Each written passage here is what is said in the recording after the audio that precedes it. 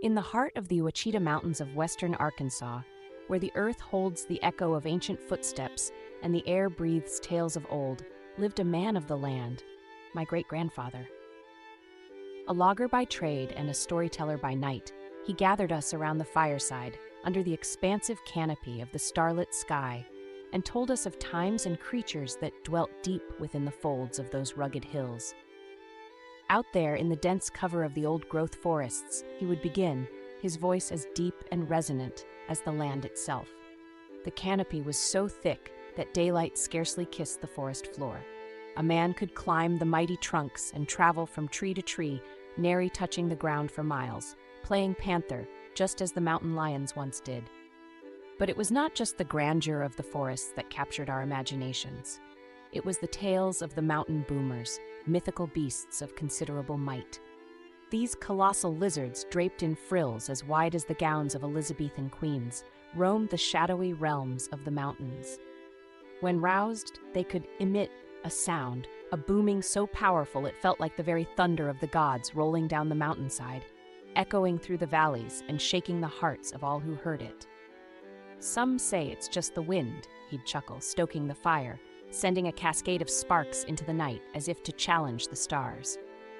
But those who felt it, really felt it, know it's the boomers calling, marking their claim as the true lords of the wilderness. As the fire crackled and the older folks nodded in solemn agreement, he'd lean closer, the flames casting ghostly shadows over his weathered features. "But heed this," he'd whisper, the mirth draining from his tone, turning to something more somber, more earnest. "The mountains, they are older than any of us, holding secrets darker than the night itself." He told of a reclusive doctor, dwelling where the holler meets the crag, a man whispered about in the dusk-filled taverns of the nearest town. His garden bore no blooms of color, great-grandfather would recount, a hint of fear threading his usually steady voice. Instead, a cauldron simmered over a flame, brimming with what looked to be human bones. Said it was for medical research. He did. But the wild look in his eye told a story of a man who danced too close with the shadows. We'd all shiver, drawing closer to the fire, seeking comfort in its warmth and in each other's company, while the mountains around us stood silent, keeping watch. "Remember," he'd say as the tales came to a close and the fire dwindled to glowing embers, "this land was tamed by those who knew to respect its wildness.